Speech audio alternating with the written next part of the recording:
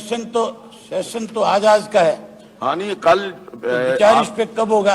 काम रोको प्रस्ताव का मतलब है कि जैसे आपका प्रश्नकाल खत्म होता है उसके तुरंत बाद या तो उस पर चर्चा कराओ या आप उसको डिसअलाउ कराओ। नहीं, जैसे फैसला आपने करना, आप ये बता दो कि उस पर चर्चा होगी। ऐसा है कि आपने एडजर्नमेंट मोशन पे चर्चा नहीं किया। होगी क्योंकि ऑफिशियल रेजोल्यूशन पहले आ चुका है और सीएम साहब उनका अपना है। नहीं, सीएम साहब की तरफ से मुख्यमंत्री का अपना प्रस्ताव आया होगा, उसी विषय के ऊपर है, तीनों बिलों के ऊपर है, वो सब्जेक्ट सेम है, सेम सब्जेक्ट के ऊपर मेरे पास ऑफिशियल रेजोल्यूशन आ गया है। स्पीकर सर, उसमें एक फर्क है। आपकी तरफ से प्रस्ताव है, मैंने प्रस्ताव नहीं दिया, मैंने काम रोको प्रस्ताव दिया है, अर्जेंट मोशन दिया है। आप उस पर अपना फैसला बताओ मुझे। डिसअलाउ कर दिया है, वो डिसअलाउ हो गया। मतलब आपको किसानों की कोई चिंता नहीं है? हमें चिंता है, हम नहीं, अगर चिंता होती तो फिर आप उसको डिसअलाउ थोड़े प्रस्ताव जब जो मुख्यमंत्री जी ने रखा। क्या ये कोई मुद्दा नहीं है क्या? नहीं, मुद्दा है, इसके ऊपर चर्चा करेंगे, आप जितना मर्जी बोलिए। नहीं, जब मुद्दा है तो फिर आपने जब जितना मर्जी बोलिए, चर्चा के लिए हम तैयार हैं। नहीं, चर्चा कब कराओगे उस पर? आज ही होगी, आज ही होगी। इस कॉल अटेंशन मोशन के बाद, दो जो कॉल अटेंशन मोशन है उसके बाद। सर, आप एक चीज को क्यों नहीं समझ पा रहे कि कांग्रेस के लोग और बीजेपी के लोग आपस में इस इशू पे मिले हुए हैं। चलो, ये प्रस्ताव का ये तो मुझे नहीं पता, ये मुझे नहीं पता। ये प्रस्ताव का जो ड्राफ्ट है, हाँ। ये कांग्रेस के शासनकाल के दौरान बनाया गया था। ऐसा अभी जी, इसके ऊपर हम चर्चा करेंगे, पूरी चर्चा करेंगे। आप जो आपके पास कॉल अटेंशन आपने लगाया है शराब के घोटाले वाला, उसके ऊपर बोलिए प्लीज। नहीं, उस पर तो बोलूंगा मैं, उस पर चर्चा करूंगा प्लीज। लेकिन उससे पहले मुझे ये तो बता दो, ये जरूरी नहीं है, महत्वपूर्ण नहीं है क्या जो मैंने दे रखा है? चर्चा करेंगे इसके ऊपर, क्योंकि ऑफिशियल रेजोल्यूशन। चर्चा की बात करते हो, साथ में डिसअलाउ भी कर दिया। नहीं, वो ऑफिशियल रेजोल्यूशन। फिर आप इसको ये बताओ कि आपने इसको कॉलिंग में कन्वर्ट कर दिया क्या? एक सब्जेक्ट है और इसको कहाँ लेके जाओगे तो बता दो मुझे। हाँ जी, मैंने आपको परसों भी 3 बिल जो थे, ये आपका भी उसके लिए प्राइवेट बिल भी दिया था, उस पर भी आपने मुझे कोई स्पष्ट उत्तर नहीं दिया। आज भी आप मुझे कोई स्पष्ट और संतुष्ट उत्तर नहीं दे पा रहे। मैं दे रहा हूं ना कि क्योंकि ऑफिशियल रेजोल्यूशन इन्हीं 3 बिलों के ऊपर आ चुका है। वो रेजुलेशन है। हाँ जी, मेरा अर्जेंट मोशन है। हमने सब्जेक्ट एक है, उसके ऊपर जब हम ऑलरेडी डिसाइड कर चुके हैं कि हमने चर्चा करनी है, तो इसलिए हमने इसको रिजेक्ट किया है। स्पीकर सर, मैं इस महान सदन का ध्यान एक अति लोकहित के विषय की ओर दिलाना चाहता हूं। लॉकडाउन के दौरान हरियाणा सरकार के खरखोदा सोनीपत स्थित शराब के गोदाम में बड़े स्तर पर हुई तस्करी का मामला सामने आया, जिस पे पुलिस द्वारा एफआईआर दर्ज की गई। एफआईआर दर्ज होने के बाद इस घोटाले की हमने सीबीआई की जांच कराने की मांग की, परंतु सरकार ने सीबीआई जांच दूर एसआईटी से भी जांच ना करवा करके एसआईटी के द्वारा जांच कराने के आदेश दिए। खरखोदा के शराब तस्करी मामले के साथ साथ प्रदेश के अन्य क्षेत्र, मुख्यतः जिला पानीपत के समालका और फतेहाबाद के गोदामों में भी लाखों अंग्रेजी और देशी शराब की बोतलों की भारी मात्रा में तस्करी सामने आई, जिसमें करोड़ों रुपए के भ्रष्टाचार की आशंका है। इस गंभीर समस्या को लेकर के आम जनता से सरकार के प्रति गहरा रोष व आक्रोश प्राप्त है, अतः सरकार सदन में अपना व्यक्तित्व दे। सारा इस पे तो इतना डिटेल के पढ़ करके बताने की जरूरत भी नहीं थी। मामला जो है शराब के घोटाले से जुड़ा हुआ है, और ये शराब घोटाला कब हुआ, आपने उस पीरियड को छोड़ दिया। आपने जो इसमें दिया है कि इसकी जांच कब से कब होगी, उस जांच का दायरा भी आपने छोटा कर दिया। आपने तो 19 से लेकर के अप्रैल 19 से लेकर के और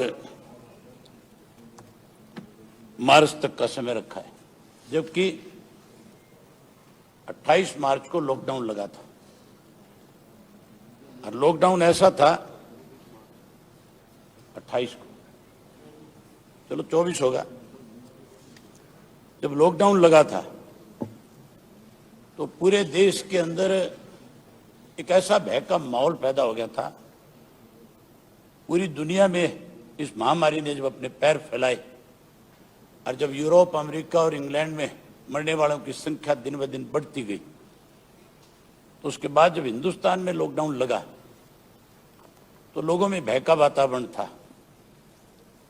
और उस लॉकडाउन के अंदर मुख्यमंत्री महोदय ने स्वयं एक कमेटी बनाई थी। उस कमेटी में सारे राजनीतिक दलों के लोगों को इन्होंने शामिल किया था। उसमें कांग्रेस की तरफ से हुड्डा साहब थे, मैं भी उसका सदस्य था, चीफ मिनिस्टर साहब स्वयं थे, इसके इनकी कैबिनेट के बहुत सारे मंत्री भी उसमें शामिल थे। और उस वक्त ये फैसला लिया गया था कि कोई भी व्यक्ति अपने गांव से दूसरे गांव में भी अगर जाता है तो भी उसको एसडीएम या डीसी से परमिट लेना पड़ेगा। गांव के अंदर ठीकरी पहरे लग गए थे, शहर के अंदर लोगों ने अपने आप को घरों में बंद करके लॉकडाउन कर रखा था। यहां तक की भी दिक्कत आ रही थी कि जो गरीब आदमी थे, जो मजदूरी करके अपना पेट भरते थे, उनके खाने का कैसे प्रबंध किया जाए, उसके लिए बहुत सारे सामाजिक संगठनों ने इसकी पहल करी और प्रशासन ने उनकी मदद करी। उस दौरान जो शराब की तस्करी हुई थी, जिसको लेकर के अलग अलग चैनलों ने, सोशल मीडिया ने और अखबारों ने जब उस तस्करी का जिक्र किया, जब उन्होंने कहा कि एक शराब का बहुत बड़ा माफिया प्रदेश में खड़ा हो गया, तब हमारी और मुख्यमंत्री जी की बात हुई थी। हुड्डा साहब इस बात के गवाह हैं। जब हमारी दूसरी मीटिंग थी, उस मीटिंग के अंदर मुख्यमंत्री जी ने स्वयं ये बात कही थी कि आज प्रदेश के अंदर जो है हमारे सामने वित्तीय संकट खड़ा हो रहा है और मैं चाहता हूं कि दो चीज प्रदेश में, एक तो रजिस्ट्रियां खोल दी जाए और दूसरे शराब के ठेके खोल दिए जाए। इन दो बातों के लिए आपने स्वयं वहां पे हमारे साथ डिस्कस किया था। मैंने भी, हुड्डा साहब ने, दोनों ने ये कहा था कि रजिस्ट्रियां खोल दो, हमें कोई इतराज नहीं है। अगर शराब के ठेके खुल जाएंगे तो फिर इस लॉकडाउन का महत्व खत्म हो जाएगा, फिर लोग सोशल डिस्टेंस को भूल जाएंगे। और आखिर ये फैसला हुआ था कि ठीक है, शराब भी नहीं खोली जाएगी। जबकि जजपा का जो प्रदेश का अध्यक्ष था वो इस बात की पैरवी कर रहा था बारी बारी कि मुख्यमंत्री जी अगर प्रस्ताव ले आए तो इस पे अभी विचार कर लेना चाहिए, और बारी बारी जोर लगा रहे थे इस बात पे कि इससे जो वित्तीय संकट है उसमें कहीं ना कहीं लाभ मिल जाएगा। ये बात हुई थी। उसके बाद शराब का घोटाला हुआ, अखबारों में आया, आपके टीवी पे चला, सोशल मीडिया में जब इसकी चर्चा हुई तो फिर जब इस किस्म के हालात थे कि प्रदेश के अंदर सड़क के ऊपर कोई व्हीकल नहीं चल रहा था, पंजाब से, राजस्थान से, उत्तर प्रदेश से, दिल्ली से, आपके हिमाचल से, हमारी सारी सीमाएं सील थी। सड़क के ऊपर एक छोटा मोटा साधन कहीं नहीं था। उन दिनों मुझे 2 दफा, एक बार चंडीगढ़ आना पड़ा था और एक बार मुझे गुड़गांव जाना पड़ा था। मैं अपने डिप्टी कमिश्नर से परमिट लेकर के गया था कि मुझे इन जरूरी काम के लिए जाना है, मुझे इसके लिए परमिट दी जाए, और उसकी परमिशन भी सिर्फ 24 घंटे की थी कि 24 घंटे में आप वापस आओगे, आकर के रिपोर्ट करोगे। उस वक्त सड़क पे स्वाय पुलिस के और कुछ भी नहीं था। उस दौरान कहीं बीड़ी सिगरेट की दुकान भी खुली नहीं थी। जो हुक्का पीने वाले लोग थे उनका तंबाकू खत्म हो गया था। लेकिन हरियाणा प्रदेश का कोई गांव, शहर, कस्बा, मोहल्ला ऐसा नहीं था जिसमें धड़ेले से शराब ना बिक्री थी। एक ऐसा माफिया आपके इस राज्य में खड़ा हुआ जिसने पूरे प्रदेश के अंदर जो सरकारी गोदाम थे जिनमें शराब भरी हुई थी, उनके आगे से गेट खोल के निकालने के बजाय पीछे की खिड़कियां तोड़ ली। 1,20,00,000 बोतल शराब की तस्करी हुई, निकाली गई। जबकि सारी जगह पुलिस ही पुलिस थी, फिर भी पुलिस को यह जानकारी नहीं मिली, एक्साइज डिपार्टमेंट को यह पता नहीं चला कि तुम्हारे गोदामों में चोरी हो रही है। इसका मतलब प्रशासन फेल था, सरकार फेल हो गई थी। सरकार को तो जिस चीज की उस वक्त में जानकारी होनी चाहिए थी, मैंने तो उस वक्त मुख्यमंत्री जी से एक आग्रह और किया था।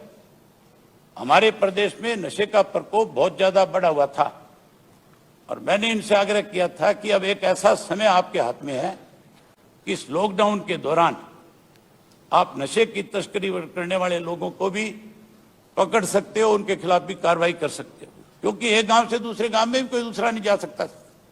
यहां तक भी कोई रिश्तेदार भी अगर किसी का आ गया था तो भी ये बात हुई थी कि उसको बाहर गेट पे रोक लेते थे गांव के लोग और रोक करके उससे पूछते थे कहां से है, किससे मिलना है। वो कहता था मैंने फलाने आदमी से मिलना है। गांव के उसके रिश्तेदार को बुला करके आमने सामने खड़ा कर देते थे और उसको वापस भेज देते थे कि कहीं कोरोना हमारे गांव में ना आ जाए। कोरोना तो नहीं आई, लेकिन शराब इतनी बड़ी संख्या में आ गई कि कोई कमी नहीं बची दारू की। और जो 100 रुपए वाली दारू की बोतल थी उसको 500 रुपए में बेचा। आप कहते हो हमने एफआईआर लॉन्च कर ली, आप कहते हो कि हमने इतने लोगों को अरेस्ट कर लिया। जो आपके गोदामों में शराब चोरी हुई है, जो सरकारी शराब थी, उसकी रिकवरी कहां है? आपने 1 मिनट बैठे बैठे सुन लो, रिकवरी कहां है? कितने पैसे आपने उनसे अब तक रिकवर किए? कौन कौन लोग इसमें शामिल है? इसमें सबसे ज्यादा बड़ी जो चीज है वो ये देखने वाली है, आपने एसआईटी का तो गठन कर दिया, एससीटी का तो है। आप तो एसआईटी चाहते थे, लेकिन आपकी तो इस बात पे भी नहीं सुनी गई, आपको भी इग्नोर कर दिया गया, आपकी भी अनदेखी हुई। आप चाहते थे कि एसआईटी इसकी जांच करे, लेकिन आपकी जो एसआईटी थी उसको दरकिनार कर दिया और एससीटी बना दी। एससीटी एक ऐसी एजेंसी बनाई जिसके पास कोई अख्तियारात नहीं थे कि वो किसी से भी जाकर के कुछ पूछ सके। वो भी मैं आपसे जिक्र करूंगा, लेकिन एक चीज आपके नोटिस में लाना चाहूंगा। 24 मार्च 2020 को लॉकडाउन की घोषणा होने के पश्चात आपका जो एक्साइज डिपार्टमेंट है उसने ठेकेदारों को शराब के लगभग 96 परमिट दिए, जबकि सारी फैक्ट्रियां बंद थी। कोई शराब के कारखाने चल रहे थे तो मुख्यमंत्री जी बता दे, कोई इनसे परमिशन ले रखी होगी कि आपको शराब बनाने की छूट है। शराब की जो फैक्ट्रियां थी उनके अंदर सैनिटाइजर बनाने की परमिशन दी गई थी। उस सैनिटाइजर की आड़ के अंदर भी 46 परमिट जारी किए गए, 20 गेट पास दिए गए, जबकि पूरे देश के अंदर कहीं कोई छोटी मोटी इंडस्ट्री, कहीं कोई चिमनी नहीं चल रही थी, सब जगह धुआं बंद था। लेकिन आपके यहां पे आपके डिपार्टमेंट ने 46 परमिट दे दिए, 20 गेट पास दे दिए, और उसके बाद जो समालका के गोदाम में शराब थी उसमें 80% शराब की चोरी कर दी। गोदाम में खरखोदा में चोरी की गई, जहां इनकी चोरी करी गई वहां आप कह रहे हो कि हमने एससीटी का गठन किया और उसने उसकी जांच करी। अगर जांच हुई उसके बाद आपने उसको विजिलेंस को देने की बात करी, विजिलेंस से कहा कि आप एफआईआर लॉन्च करो। हमें तो ये जानकारी भी मिली कि विजिलेंस ने उसके ऊपर कोई एफआईआर नहीं की। एफआईआर करने के बजाय विजिलेंस ने जांच शुरू कर दी। तो जांच तो एक कमेटी ने करके आपको दे रखी है, आप उसी जांच के आधार के ऊपर एफआईआर लॉन्च करके उन लोगों के खिलाफ कार्रवाई क्यों नहीं कर रहे? आप उनको अरेस्ट क्यों नहीं कर रहे? आप उनसे पूछताछ क्यों नहीं कर रहे? उसके बावजूद जिन फैक्ट्रियों से शराब निकली, जिनको गेट पास मिले, जिनको परमिट मिले, उनकी दारू वहां से निकल करके कहां गई? जबकि आपकी पुलिस जगह जगह पे खड़ी थी। अगर कहीं शराब उतर रही थी, किसी गोदाम में जा रही थी, किसी गांव में जा रही थी, किसी शहर और कस्बे में जा रही थी, ठीक है, जवाब देंगे मंत्री तो जी। पुलिस क्या सोई भी थी? उस वक्त भी पुलिस को पकड़ना चाहिए था। पुलिस ने उस दौरान किसी को नहीं पकड़ा, ना पुलिस ने पकड़ा, ना एक्साइज डिपार्टमेंट ने किसी से पूछा, बल्कि इस बात की छूट दे दी कि तुम जितनी मर्जी दारू लाओ, अरे इस हरियाणा प्रदेश के अंदर उस दारू को बेच करके तुम अपनी जेब भरने का काम करो। माफिया जो है, मुख्यमंत्री महोदय, बिना सरकार की प्रोटेक्शन के बिना माफिया खड़ा नहीं हो सकता। माफिया तभी खड़ा होगा जब सरकार उसको प्रोटेक्शन देगी। जहां शराब के माफिया को प्रोटेक्शन मिली, वहीं इस प्रदेश के अंदर चिट्टे का कारोबार करने वाले लोगों को भी आपकी सरकार का प्रोटेक्शन मिला हुआ था, इसलिए वो लोग भी आज उस काम में लगे हुए हैं। मेरे आपसे एक निवेदन है कि जो जिस एससीटी का आपने गठन किया, उस एससीटी ने जो अपनी रिपोर्ट दी, आपको तुरंत उस पर भी कार्रवाई करनी चाहिए। इस पर कार्रवाई नहीं, अगर आप निष्पक्ष हो इस मामले में, जैसे आपने एक आपके एफसीआई उसका एक इंस्पेक्टर जिसकी डेथ हुई थी, जिसने सुसाइड कर लिया था, और उसकी जांच आपने तुरंत सीबीआई को दे दी। आज भी हाउस में बैठे लोग सारे के सारे ये चाहते हैं कि शराब वाले मामले की जांच भी जो है सीबीआई से हो। आप हाथ खड़े करवा करके पूछ ले कितने लोग चाहते हैं। तकरीबन जो बैठे हुए लोग हैं वो ये चाहते हैं कि इसकी जांच सीबीआई से हो। आप अगर हरियाणा प्रदेश में भ्रष्टाचार को खत्म करना चाहते हो तो फिर आज आप इस बात के लिए अनाउंस करो, जैसे आपने कल बड़ी दरियादिली दिखाई थी। गौतम जी ने जब वो 10% वाली बात कही और आपने तुरंत खड़े होकर के उसके ऊपर कह दिया था कि ठीक है, मैं इस बात से सहमत हूं। तो अगर आप भ्रष्टाचार को खत्म करना चाहते हो तो फिर आपको इसकी जांच भी सीबीआई से करानी चाहिए। कल आप चले गए थे, रजिस्ट्रियों की बात थी। आज फिर मेरे पास एक आदमी चल करके आया, एक ऐसा व्यक्ति चल करके आया जो आपके मिनिस्टर का ड्राइवर होता था, धनखड़ साहब का, और उसने रजिस्ट्री की सोनीपत में सारी फॉर्मेलिटी पूरी कर रखी थी। आप अपने डीसी से पूछ लेना, मैंने डीसी को टेलीफोन करके कहा कि अगर इसकी रजिस्ट्री में कोई कमी है, अगर इसने पैसा पूरा नहीं दिया तो आप इससे पैसे लो, इसकी रजिस्ट्री करो।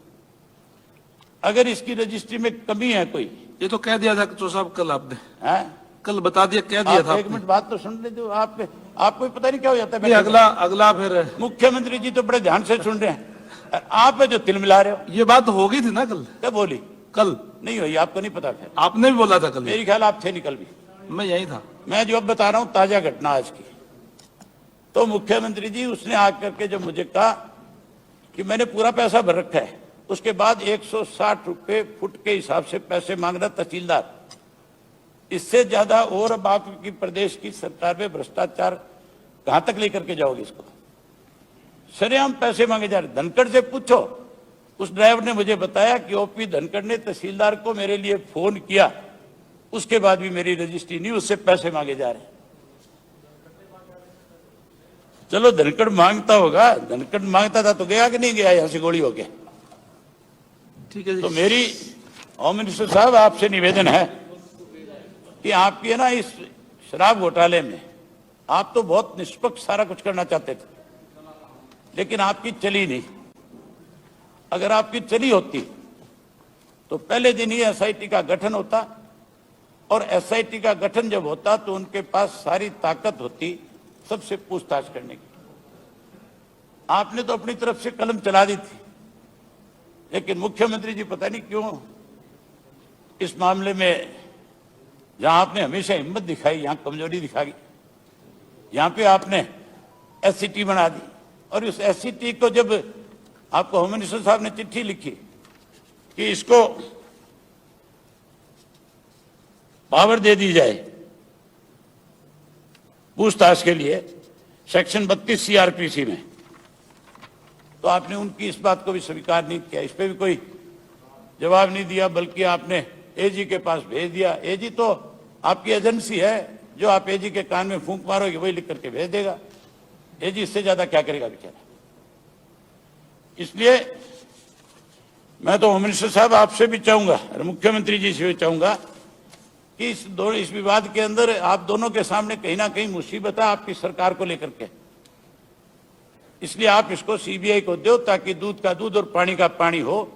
जिन लोगों ने गिरोह खड़े किया है उन लोगों के खिलाफ कार्रवाई हो, ताकि कल को प्रदेश में कम से कम मनोहर लाल खट्टर के ऊपर इस बात को आरोप ना लगे कि उसने भ्रष्टाचार को बढ़ावा देने के लिए अपने आप को कहीं सरेंडर कर दिया था।